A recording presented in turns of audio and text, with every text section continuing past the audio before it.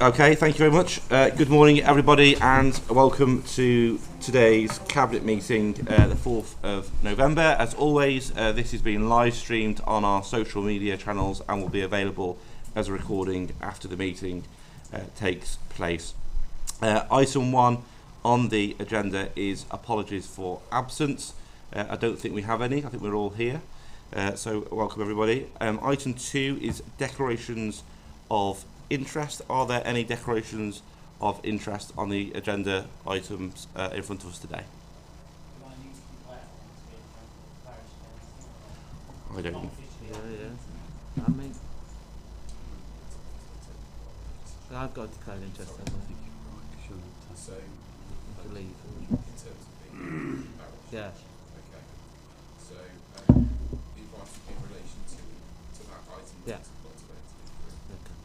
Okay, so Nigel, you're okay because you're not part of the decision making.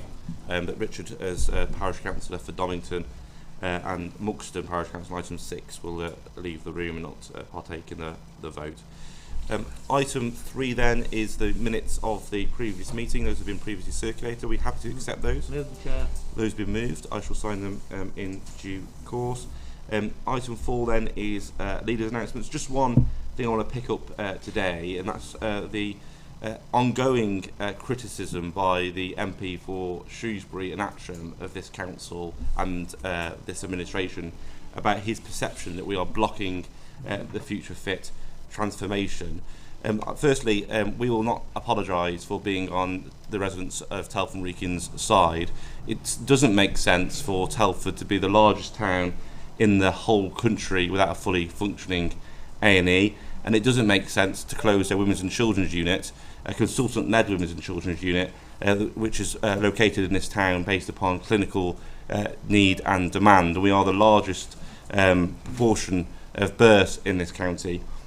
And despite what the MP for Shrewsbury says, this isn't about a battle between Telford and Shrewsbury. It's actually much wider than that. It's about Telford and Wrekin residents and fairness, but also it's about this side of the county as well. If you live in Shifnal or Bridge North or Broseley in the Shropshire Council area, you are equally as impacted by these changes than you are if you live here in Telford and Wrekin. And although those members of Parliament might not want to stand up for their residents, this council will continue to do so. But what I have done today publicly is made a very clear offer to MPs, which is around all 5 Conservative MPs in this county, together with the leader of Shropshire Council, to join me in a round table meeting to come together to put forward a proposal which would see an investment in our health services to get us over the huge demands that we are seeing in our health economy. And I think that we should be bold as a county and as a borough, working together cross-party and cross-council and cross-constituency to put a very clear offer to the government about securing a £1 billion investment for a super site, a single site super hospital, a world-class hospital, fairly located between Telford and Shrewsbury, which will serve this county for a generation to come. And we know that there are MPs in Shropshire that are very good at lobbying. In fact, they get paid £9,000 a month for their lobbying efforts. So let's ask those MPs to be lobbying for Shropshire and Telford Wrekin. And the last point I would make on this is it is completely disingenuous for members of Parliament to be blaming the current demands on our A&E on Future Fit for 2 reasons. One, up and down the country, the situation is the same. Ambulance waits are all-time worst. A&E waits up and down the country are as bad. So that is not about Future Fit. That is about a decade of underfunding the NHS and a decade of training places being cut and a decade of underinvestment in social care. And secondly, and more to the point, even if Future Fit was pressed today, it would take 5 years for Future Fit to be built out. That means that the demands and the issues that we are facing at the moment in our A&Es, both in Shrewsbury and in Telford, across the region, across the country, would continue for that period of time. So I do ask that the MP for Shrewsbury drops his waffle and comes to the table and works with us as a council. And I'm very happy to be the person, albeit I'm the only Labour council leader, no Labour MPs in Shropshire and Telford Wrekin, to bring Conservative MPs together and bring the Conservative council leader in Shropshire together to make the case to the Conservative government that we needed an investment in Shropshire and Telford Wrekin. And when we are talking about levelling up, what more could be a levelling up project than a £1 billion super site hospital, a world-class health system integrated with social care, which would settle this issue for a generation. And those letters will be going out today, and I do hope that members of Parliament and the leader of Shropshire Council come to the table so we can press their government on the residents' behalf. But I do say finally to the MP for Shrewsbury, stop looking for the battle and start looking for the solution. That's all I wanted to say under leaders' announcements. Item 5 is the Empty Property Strategy and Action Plan, and I'll pass over to David Wright. Thank you, Leader. I move the report that's in mine and Councillor Overton's name on the agenda today. It's a very simple report, really. It builds on our housing strategy. We've brought forward a comprehensive housing strategy. There are a number of key elements of the Council's overall strategy that fits alongside that housing strategy, and I look to my left here, particularly to Councillor Healy, and the fact that much of that links in with the climate change strategy we'll be talking about later. But this component of the housing strategy focuses specifically on empty properties. Now, properties are empty for a range of reasons. They're transactional very often. They're empty as people move or they pass away, and properties are inherited by family members. Others get stuck in terms of being long-term empty. In my street, for example, there was a property that had been empty for over 20 years, and that's just come back into use. I think largely because of the council tax escalator, and there's some further details on how we've applied that within this report. This is an ambitious strategy. I'd like to thank the officers who've been involved in preparing it. It's a comprehensive piece of work. We've taken on new staff to deal specifically with issues around empty homes in the borough. We see it as a very important element of our housing strategy work. And this strategy sets out the challenges to bring 375 properties back into use over the lifetime of the strategy. And this provides support and assistance to owners, but it also has enforcement within it, within the strategy. And Councillor Overton, I'm sure, will come on to talk about that in a moment or two. We can also use vehicles that we've set up as a Labour Council to try and assist in this arena. And in particular, Telford and Wrekin Homes, which is part of the Council's wholly owned housing company, New Place. And we will, at certain stages throughout this strategy, take on empty homes and acquire them and move them into management for rent. But basically what we're trying to do is influence the market here. We're intervening in the market and providing assistance to people who may be genuinely struggling to get homes back onto the market. And we're going to intervene at the earliest possible stage to make sure that we don't see empty homes moving into the hands of rogue landlords, and that we ensure that we have as much affordable housing in the borough as we can. Now, this strategy, which I'm seeking Cabinet members' approval for and then onto Council, is to secure an additional allocation of £1 million in order to deliver this strategy. And this will bring overall numbers of long-term empty properties down. It will tackle the blight in many communities that is significant when a home is empty. It impacts on neighbours and whole neighbourhoods. And we want to ensure that we continue to protect and support our residents by pressing ahead. We're one of the only authorities in the Midlands, I think maybe the only authority in the Midlands, who set ourselves a challenging target here. We're not turning away from the problem, we're facing it head on. And as I've said, Leader, I move the report. Thank you, Councillor Wright. I think that's seconded by Richard. Yeah. Richard, do you want to say anything at this point? I'd just like to add, this empty homes report builds on our current housing strategy, as David Wright said, and the Better Homes for All policies that we incorporated before the last borough elections. It also builds on our manifesto commitments to protect, care and invest. We all know that empty properties can attract blight, antisocial behaviour and insecurity to neighbourhoods like the broken window theory. As part of our enforcement agenda and our approach to this, we're keen to firstly engage and support before using any appropriate powers that we have in our toolkit. Whilst a period of transition between ownership or tenancy is an accepted part of the housing market, longer-term neglect can lead to undesirable environmental impacts. We have found that owners of longer-term empty properties are the most problematic to engage with, so this strategy introduces robust enforcement where compliance is not achieved through the normal channels of informal engagement. This will mean that we'll enforce on any environmental issues stemming from empty properties immediately, regardless of how long they have been empty. We will work to tackle empty properties proactively in our safer, stronger intervention areas. We are working to reduce antisocial behaviour and environmental crimes. And of course, we'll ensure any work carried out by the council in default is charged back to the owners. We'll use the full compliance of legal powers at our disposal to secure management through empty dwelling management orders or compulsory purchase where necessary. Through this strategy, we will target the longest and most problematic properties whilst increasing, as David said, provision of affordable housing. So I second the report. Thank you, Councillor Overton. Are there any comments from any Cabinet members? No?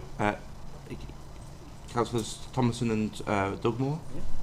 After you, Nigel. Yeah. Okay. Well, I welcome this report. It's taken a long time for the council to actually take action on this, because I had a question on empty home development orders.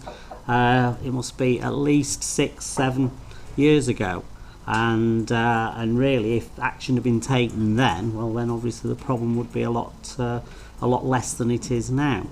My biggest concern is the timescale, because it's only a 5-year strategy. The thing is that some of these can be very, very long and protracted cases. Trying to bring them in, particularly if the properties are subject of probate, etc. It's also identifying the landlords and actually being able to get hold of them to actually bring these properties back in. The target itself, 375 properties, is very, very specific, and as the council is part of the strategy is to actually help landlords refurbish these properties, it's been difficult to control timescale. So I do hope that the scheme succeeds and achieves what it sets out to do, but I do think that the timescale is perhaps a bit ambitious. Thank you, Councillor Dugmore. Always like to be accused of being too ambitious. Councillor Thomason? Yes, I welcome this report. I've had there's certainly one in my mind now that's been empty for over 7 years, which is subject to a probate legal problem, and the council's already had to issue orders and get the garden cleaned out of rats on a number of occasions, which is really frustrating and upsetting for the residents who have to live by it. In fact, they're so good, the residents are, they cut the front lawn so you wouldn't know it's an empty property and make it look nice. But no, I do welcome this, and it's useful on the report if the officer's name that's named on the report. It could be useful if members have a contact that they can email whenever they have an issue with these things. So if the named people on the report is the right people, then I can email them. That's great. Thank you. Councillor Wright, Councillor Overton? Well, can I say in the spirit of comradeship, shall I put it that way, Councillor Dugmore, that genuinely I think this is an important strategy, and it is important that we get it right, and it is quite a challenging target. I think it's important that we do challenge ourselves. Much of this work is working with owner-occupiers and in the private sector, and trying to use our powers to intervene in the market, to influence how the market operates. So, it is quite an exciting and challenging target, but it's important we get those long-term empties down, because they're the key problems, really. People do want to move property on, particularly short-term empties. What I want to do with this strategy, and that's why it's a 375 target, is really focus on those long-term empties that can blight a neighbourhood. And as Councillor Tomlinson says, that's the key element of the strategy, really. I just finished by saying the other key component of this is report an empty, which is if you're a member of the public, if you see an empty property, if you see a home that's been vacant, you're worried about it, get in touch with us. That's the key component of the element of public participation in this report. So, I'd say to the public out there, report an empty, let our team know, and we can focus in on trying to bring that home back into use for local families. Excellent. Those recommendations have been moved and seconded. We've had a good conversation about them. Are those Is there agreement to those recommendations? Thank you. That's it, everyone. Thank you very much indeed. Item 6 then, I think Richard's going to leave at this point. And item 6 is the Donnington and Muxton Neighbourhood Development Plan, approval to go to referenda. Councillor Wright. Very quickly, Leader, this is similar to a report that came to the committee, came to Cabinet, I think last meeting or the meeting before with Tiverton and Cherrington. We have been working very closely with Donnington and Muxton Parish to bring forward this proposal to move their neighbourhood development plan towards a referendum. I'm not going to comment on the content of the plan. I think that would be wrong. I want local people to have their head, if you like, and have their say. So all I'm going to do today is tell Cabinet members that we are supportive of this process. We really want to work with the Parish Council and the community to get this in place, and I move the report that we move to referendum. Thank you. Is that seconded? Thank you very much. I don't particularly want to go into the details of the report. I think we are now moving to allowing residents to have their say. So in that spirit, Nigel, anything for yourself? Yeah, no, fine. No, it's very important, and as many residents as possible must contribute to it because it's their plan. I agree to that. Thank you. In which case, can we move to the vote? All those in favour? That's everybody. Can we invite Richard back in? Item 7 then is the Telford Wrekin Borough Climate Change Action Plan and Consultation. Councillor Healy. Thank you. I don't know if it matters, but just a note on the report, my Cabinet title is just slightly incorrect, so if we can just correct that in a minute. So this week, world leaders are obviously meeting in Glasgow, and hopefully we'll be making meaningful commitments to address climate breakdown. So I'm pleased to be able to bring you an update about the action that we're taking as a council and with our partners across the borough. As members know, this is a key priority for this administration. And also for interest, we are present at COP26 in a virtual way as part of the Local Government Association Pass the Planet campaign, which is showcasing the work of the councils that are leading in this area. We're also undertaking a number of COP26 events, including the school tour of our ocean fish trail promoting our plastic-free commitment, and a tour of the organisations who've benefited from MARI funding and the council's own £100,000 climate change fund. We'll be filming these and we'll share them to sort of share the knowledge both across the borough but also beyond. So to the plan and the work that we've been doing, we continue to make progress towards our commitment to be carbon neutral by 2030. Earlier this year I reported on the first year of the action plan, where we'd made a 36% reduction in our CO2 equivalent emissions. In the last financial year, the council's carbon emissions have been reduced by 33% based on the previous year. Some of that is around new ways of working, which has obviously been accelerated because of the pandemic, but as members will know, we are continuing with many of those ways of working. So things like Teams meetings then requires much less staff travel and less energy used within our corporate estate. Work is continuing to retrofit our buildings to improve their energy efficiency and create renewable energy sources on those buildings, and we're about to sort of start on Newport swimming pool fairly soon. Of course, the council's own carbon footprint is only part of the picture. A year on since the council established the Borough Climate Change Partnership, the partnership has drafted its first action plan, and that's been subject to consultation over the summer. The consultation engaged residents, but also school children, and that's really important because actually it's children that are the generation that are going to be dealing with the effects of climate change. And in the coming weeks, the partnership will finalise that plan. That'll be published, and obviously work will begin to deliver on those actions. In the report, you'll note that there's a key recommendation to approve a £1 million climate bond. This is a community bond where residents will be able to invest from as little as £5 to contribute towards projects such as maybe public electric vehicle charging or public e-bike schemes, a range of projects that will come out of both the council and the partnership action plans. And that gives people a real direct stake in this action, as well as a return on their investment and a different option for saving their own money.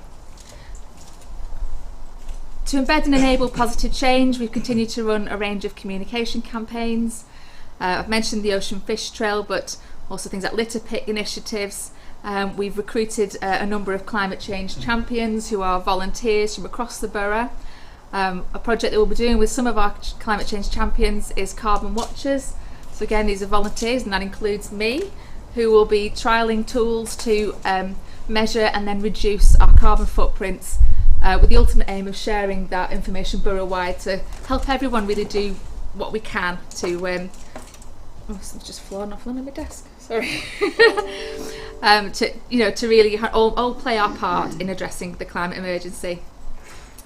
As I've said before at these meetings, this isn't just a climate emergency, it's also a biodiversity emergency, and so you'll notice there's quite a large section of the report that talks about the work that we're doing on our land holdings to improve habitats and create new habitats. Now, whilst this work does sequester carbon, you'll also note from the action plan that we don't count that in our net figure. We very much want to focus on driving down our carbon emissions, and any sequestration that happens from all the other work is of course a benefit, but we're not relying on that. We're relying on driving down our emissions.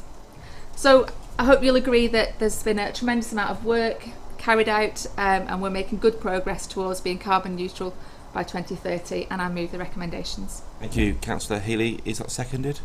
Thank you very much. Any comments or questions from Cabinet members?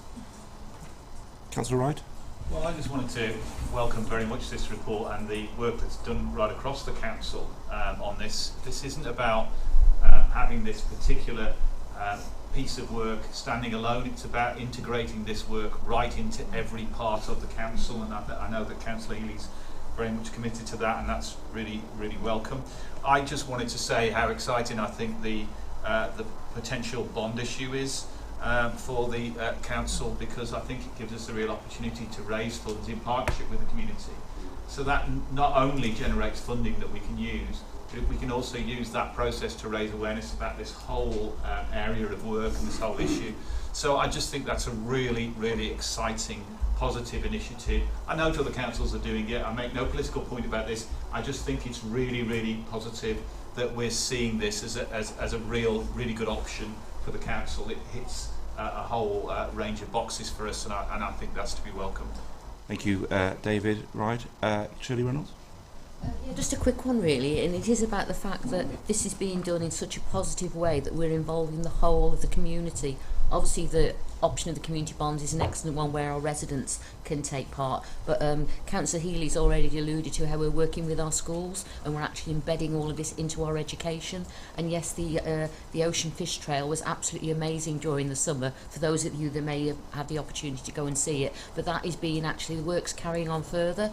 And tomorrow, and sadly I can't go because I had the invite and I'd have loved to have gone, but we are taking a lot of our children out to the Arthog for an educational workshop, which is tying in with COP26, and we're actually doing a display on Fairbourne Beach, which is to do with the plastic recycled fish, and the children having an educational workshop from that. We're hoping to have some drone footage so we can share that with our residents, but it's just how we are working with the next generation, and that is what's going to make the difference. Working with our schools, they go home and tell their parents, tell their grandparents, and that's how we spread the message. But we are working on every level that we can to meet the commitment for this council, which I think is excellent. Thank you, Shirley. Any other comments or questions, Eileen? Thanks, Luda. Only just a real brief one. I just want to thank Carolyn and the officers that have worked on this. I think it's a really important piece of work. I'm glad to see the work that's going on at the council buildings across the area, including the leisure centres, and I'm glad to see some of the new developments that are coming through that are completely sustainable. I think that's really important, and I think it is just about getting everybody's hearing about COP26, everybody's hearing the message about climate change now, so it's really, really important now that we make sure we enable every single person to know everything that they can do to play their part in this, and I think, you know, this strategy really does help people to do that, so I really welcome it. Thank you very much. Thank you. Bill? Yeah, I very much welcome the report. The two strands that I really would like to get into more is we've planted and going to plant thousands more trees, which is great because I'm a tree lover. But I'm also conscious of a report we had come to Cabinet not long ago about trees, where we have the big issue not just in Telford Wrekin but across the country, of ash dieback. And we were blessed in this authority with the land that we have, where we have the trees on, but it's our responsibility. In fact, it's over 12 million trees that we're responsible for, of which we're well aware of 35% are suffering with ash dieback, and over the next dozen years or so will have to be taken out. So that's millions of trees. Now, I know in that report you were hopeful of trying to encourage government to give us some funding to replenish those trees and replace, but it's that I've got particularly in mind. You know, that carbon store that we're going to lose, that we need to supplement. And wouldn't it be wonderful, you know, engaging the community with all that tree planting, which you have done, but on the scale we're looking at, it's huge. So I'd like to see more funding going there. I'm also heartened at a recent planning training meeting. You don't often get heartened at planning training meetings, I have to say, but where we're looking to try and put into there environmental gain and also urban greening. Now, the difference that we can make with the rules about what gets built, how it affects the environment, green roofs on factories, that sort of thing. And maybe now with COP26, hopefully the more, shall we say, forward thinking of developers might be thinking, well, not only does the council want to make a statement, we want to do good for the environment, but maybe they want to, and if they end up with a green roof, it could be a big factor for them. So those particular strands, trees as opposed to cheese, Robert. So trees, please, and the planning as well to deliver on that. Thank you very much. Thank you, Bill. Nigel?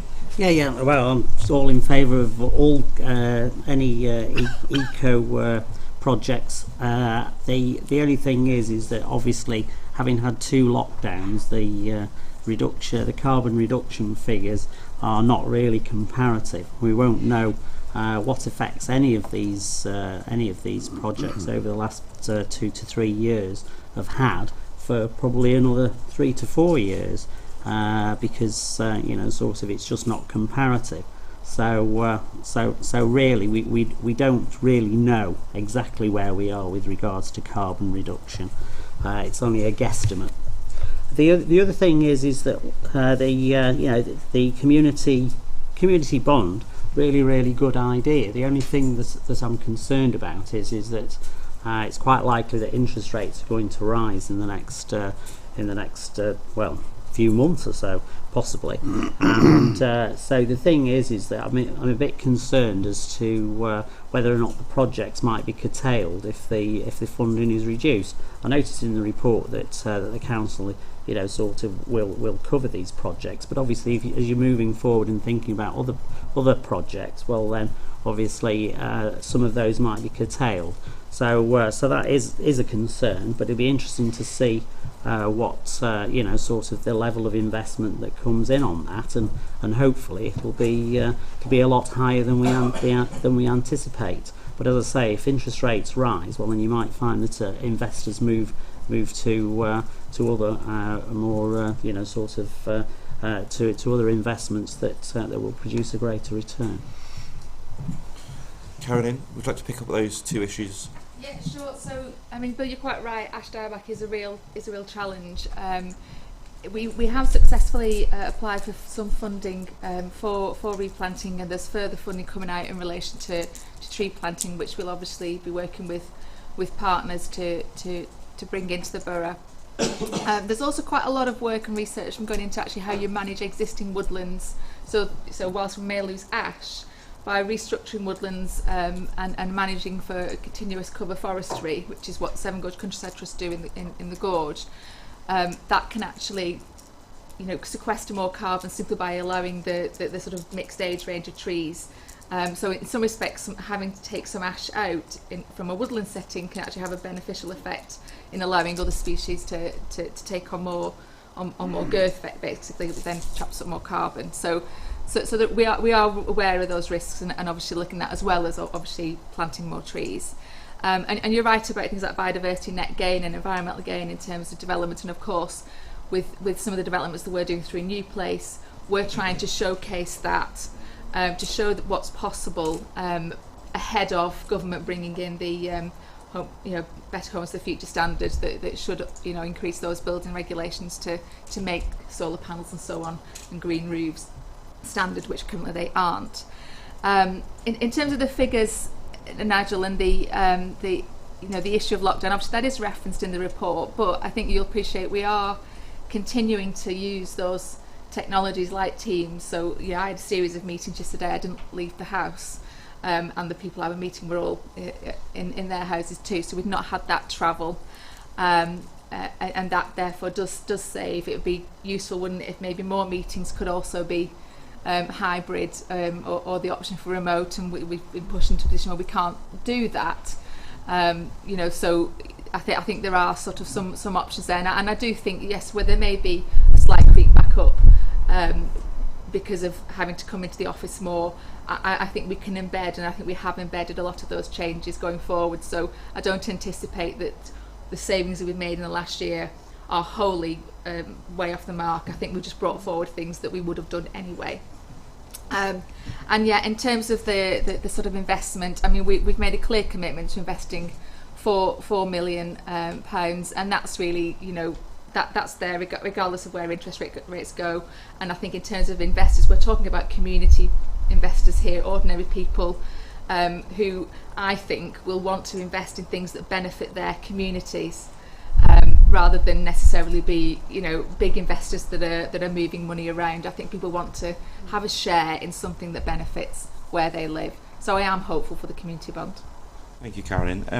Just my contribution. I think that there is, of course, the things that individuals can do every day through their personal choices and their behaviours, and things that organisations can do. And I think this council has got a good track record, not just over the last 2 years, actually, Nigel. If you look at the report, our carbon reduction has been on a significant downward trend for the last 10 years, and things like the solar farm, which unfortunately the Conservative opposition voted against, it was part and parcel of that sustainable future that we are looking at, and Carolyn quite rightly identifies going further and faster on a whole range of different things. But it also requires government to do more, and to quote the Prime Minister, we are 1 minute to midnight on this issue. And the LGA have published a report only this week which talks about some of the levels of ambition. And a bit like the pandemic, the government is the only institution in this country that's big enough to be able to forward fund some of the investments that is required. So, for example, one of the biggest carbon issues of any community is on residential buildings, and the scale of retrofit that's required to bring that down can only be funded by the government. The LGA suggests that the bill is around £1.2 billion to do that. So councils can do a huge amount, but the government also needs to step up and do more. There are win-wins in that. So the LGA suggests that if you invest that £12.2 billion in retrofitting houses, there is something like a £1.9 billion saving to the NHS, because people are warmer, they're more comfortable, they're more healthy within their homes, and therefore the onward cost to the system is reduced. So we do need to see ambition from the government around this agenda, and we do need to move away from the slogans and the Instagram posts from the Chancellor to talk about this issue. And I think that it was quite striking that climate was not a word that was used once in the budget last week, which is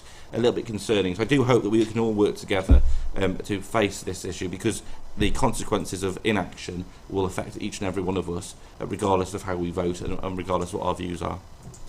So those recommendations have been proposed, they've been seconded. All those in favour? That's everybody, thank you very much. We'll move on to our final item today then, which is item 8, which is the 21-22 financial monitoring report. Councillor Wrekin. Thank you, Leader. Cabinet, this is the second financial monitoring report since the start of the budget year. In addition to the financial impacts of the pandemic, the Council has seen additional demands and increasing costs for many services. As a result, at year end, we expect to be £500,000 over budget, which is a deterioration of £430,000 compared to the position reported in July.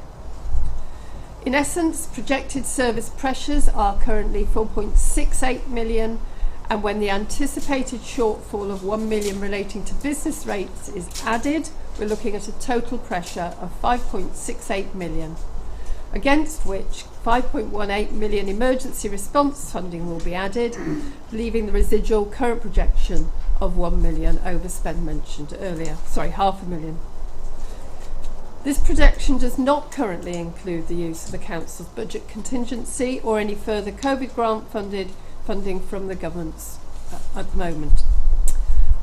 Of the variations from the approved budget listed in the report, the most significant are overspends incurred through increased placement and care costs of 2 million in our children's safeguarding and family support services, and just under 3 million in adult social care provision. Cabinet will already have noted the government's plans for health and social care, which presented the long-awaited first stage of reforms in relation to adult social care funding. However, whilst this included making additional £12 billion available for health and social care over the next 3 years, sadly there was no indication that councils would receive additional funding to meet the significant pressures that we are currently facing. Spending review, which will inform the Council's 22-23 budget and medium-term service and financial planning strategy, was announced on the 27th of October after this report was finalised. Detailed information on the Council's funding for the coming year's budget and potential later years will not, however, be known until the local government finance settlement later in this year. However, the National Local Government Association has warned that councils in England are currently facing increased costs of around £8 billion by 24-25, and that's just to keep vital services functioning at their current levels. And whilst this council has a sound track record of financial management, the current lack of any clarity over funding settlement for the next years, as well as raising demands for key services, rapidly increasing energy costs, and the remaining uncertainty over the course of the pandemic, make it very difficult to make meaningful projections of the likely budget position in future years. Cabinet, you're asked to accept the recommendations at point 2 of the report. Thank you, Councillor Evans. Is that those seconded? I'll second that. Thank you, Richard. Cabinet members, any comments or observations from yourself? Paul? Yeah. Sorry, just welcome the report and thank the officers for the as usual, the extremely positive work you've done for us on this report. Just typical, though, that we are again in the position of not having the issue of adult social care sorted by the government. I mean, they've left it down to local taxpayers yet again to deal with that in the budget this year. It's appalling. It needs to be sorted. It needs to be sorted now. We'll do everything we can to support, and we're looking at innovations. We're looking at ways of doing things, different ways of doing things. But again, it needs to be sorted, and it's not for the local taxpayer here to sort that out. It's for central government to do it. Richard Overton? Yeah, I mean, I just agree with Paul. I mean, first I'd like to thank the officers and Ray for the report. I mean, despite the ongoing pressures, we're still in a good financial position, even with this, and I'm sure we will get over this, because every year we manage to, the staff use their hard work and expertise to deal with this. But the external pressures, as Paul says, from adult social care is something that needs dealing with properly, and I think, you know, Boris Johnson's bluster on dealing with this will just leave more people waiting in hospitals to try and come out, because the care sector's in a bit of crisis. The increase in national insurance contributions is mainly going to the NHS and will not be solving the pressures that we find in adult social care. And also, you know, they'll be putting more pressure on councils to increase the adult social care precept. Again, another double whammy for our taxpayers in Telford and Wrekin. This is a solution that needs to be sorted, and the way the government are doing it, and then they're not sorting it. They're making local taxpayers solve an issue that they need to solve. And unfortunately, you know, I have care coming to my home for my mum, and I find it really difficult that these people are under so much pressure, and sometimes there's people stuck in hospitals because there's not enough carers in the system. And we all know that there's rumours that with this vaccine proposal that people are going to leave the care sector, and that will increase even more pressure. And we need a solution to this, and the government aren't turning to a solution. They're just turning to local taxpayers to say, put your council tax up, councillors, let them pay. We're putting national insurance up. You know, the fuel costs, as Ray says, for the councils going up, are, you know, also as residents, our fuel costs are going up as well. You know, there's a massive financial burden being placed on local taxpayers, and the government needs to step in and address it. Thank you, Richard. Sorry, Andy. I just wanted to endorse the points that Councillor Overton are making really about adult social care. We're not faced with quite the scale of crisis locally that other authorities are faced with, because I would like to say of our good management of this process and our good relationships with our providers in the care sector. But make no mistake, there are enormous pressures now on finding care packages for people coming out of hospital, and as Councillor Overton says, it causes a problem at the front door, which we're seeing, and which is a prime concern to residents at the moment. This problem has nowhere near been solved, despite the government's claims that they've sorted this and fixed it. They haven't. They've sorted the contributions that people make in their lifetime to the cost of social care. They have not sorted the problem of care at the front line.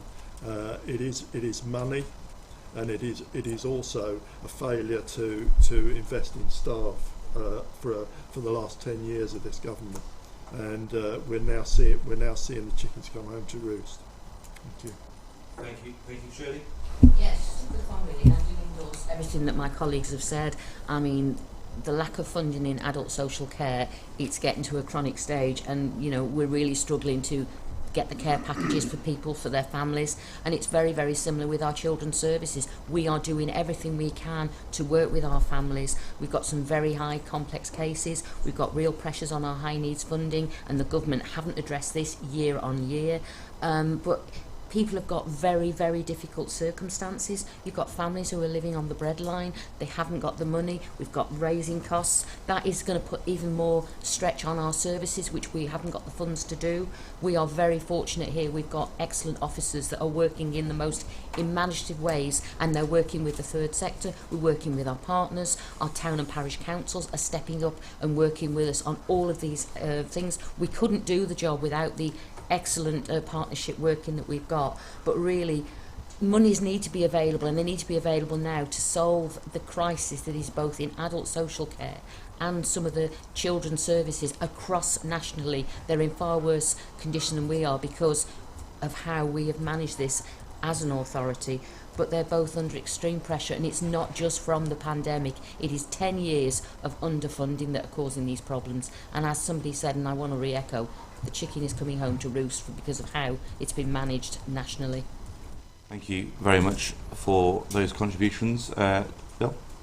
Yeah, I'd echo pretty much that. The fact that we've got national insurance going up for employee and employers, but virtually none of that, in fact none of it will go through to the actual service provision. It will reduce, but only from 2023 onwards. The contributions and place a ceiling upon that for individuals. But in terms of funding to local authorities to deliver those services, there's no additional funding at all. In fact, I read an item in the paper the other day saying that they're even considering allowing councils to raise council tax, taking off the 5% limit, maybe up to 20%, so that they can afford it. And you think, this is just bonkers. How do they expect? Or is it? What have we got in the winter? We've got coming up. We've got cost increases coming up on fuel. We've got a universal credit being reduced to £20. And how council tax going to go up in April? I mean, it just beggars belief. But local authorities will be in a real cleft stick. They simply haven't got the money. They've got to look after these vulnerable people. And if the government won't give it to them, where's it going to come from? Thank you, Bill. Nigel? Yeah, well, I mean, I'm looking at it far more practically. We can talk about lack of activity from all sorts of agencies, but at the end of the day, we've still got a significant. The council has got a significant debt liability. Now, then, says in the report that there's £2.3 million projected benefit from borrowing at lower than expected interest rates. As I mentioned earlier, interest rates are likely to go higher. I'd be quite interested to know sort of how large an interest rate rise would wipe out that benefit. Perhaps Ken could email me at some stage in the future, because I don't expect you'll know it and you know, sort of is the debt that we've got sustainable in the long term. I mean, it's great that Ken and his team are keeping the books in good order, but obviously, you know, sort of we need to make sure that we don't hit the buffers and basically end up insolvent. So first issue is we are nowhere near insolvent as a council, and for residents who are listening to this who are reliant upon our services, can I just say that's complete scaremongering, and also can I just say to our staff who are employed by this council that we're nowhere near insolvent, unlike a number of Conservative councils up and down the country that are on the brink and having conversations with government about insolvency. So that is a real. I hope you reflect on the date. Well, Nigel, I hope that you reflect on the use of your language and the impact that language has on staff, partners, and service users, because it's real scaremongering. You talk about debt of this council. We've got one of the lowest levels of debt compared to unitary councils up and down the country. And let me just explain this in a way that lots of homeowners will understand, which is around your mortgage, your loan to value, if you will. So this council has assets of £727 million, and our debt is £281 million. So if you put that into a household context, that's a loan to value of around 60%. But unlike your home, those assets that we have, on the whole, also create income to the council. So if you want to reduce debt, you have a number of choices. You either stop services altogether because you have less money to pay for them, you sell things off, or you stop doing things. So if you want to reduce debt as a councillor, then what will you do? What service will you stop? What asset will you sell off? Which project would you stop doing? We've already heard that you're against the Dawley swimming pool. Maybe that's one of the things that you wouldn't support going forward, Nigel. And the other thing to say is that it's pretty simple economics too, that if we're building more roads or investing in our roads, then there's a simple solution, isn't there? You either pay for that road upgrade or road maintenance in year, and you ask the current taxpayers of Telford Wrekin in year to spend £10 million, say, on a road upgrade, even though residents will have the benefit of that road for 60 years, or you do what most businesses and most individuals would do, you'd spread the cost of that road investment over a period of time, which would marry up to the benefit that road would create for residents. So this constant one-trick pony issue of debt does not make sense, and I look forward to seeing the alternative budget that you put forward, Nigel, which sees a reduction in debt and sees and doesn't see